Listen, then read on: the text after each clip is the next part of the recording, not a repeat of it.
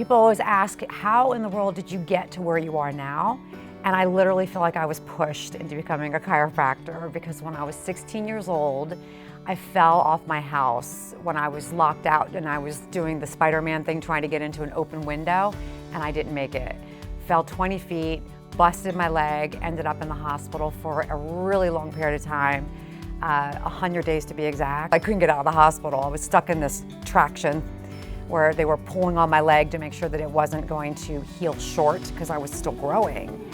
And once I got out of the hospital, I literally had to learn how to walk again. Can you imagine that? Like I forgot how to walk after 100 days of lying on my back, getting pulled so that my leg could heal. And I ended up going through a lot of physical therapy to learn how to re-walk, and I couldn't get out of pain. And so I ended up seeing a chiropractor when I went to go visit my grandparents in Florida because they saw me hobbling, and I just didn't make the connection that I had fallen, broken my leg, and that's why I was having back pain. Nobody was making that connection. And during that time, I was having other issues health-wise that had to do more with hormones, female hormones, and they wanted to medicate me, standard procedures to go on a birth control pill to regulate your hormones.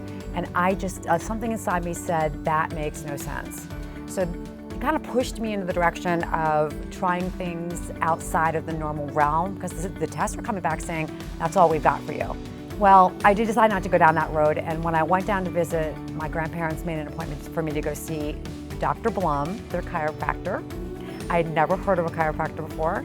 Here I am, 17 years old, looking for answers, said fine. So I went to go see this guy, and it was like, you know in life when you have those moments that are just, you look back and you're like, this was significant, this was a turning point? That was a turning point for me.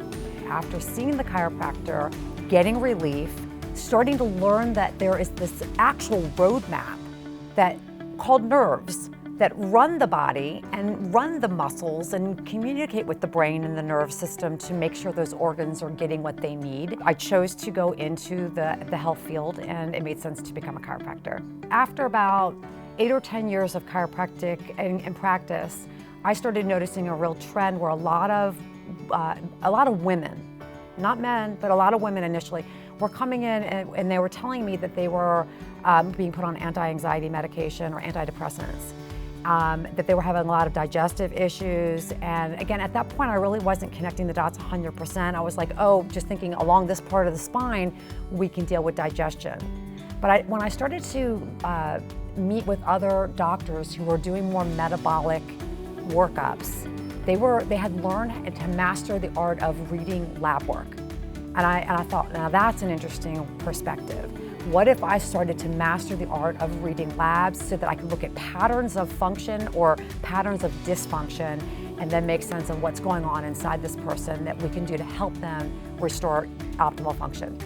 And that's what I did. But it literally took years to master that art of really understanding how to match up a person's symptoms and pain and signs of dysfunction with their labs and make sense of what's really happening. And then people started to get even better. And that just lit the fire underneath me to go, okay, you know what? I have to do this. Because if I don't do this, who the heck is going to do this? If more doctors practice like this, we can really change the whole face of healthcare. I've even gone back to people who were patients of mine when I was living and practicing up in the Washington, D.C. area before I started practicing here in North Carolina.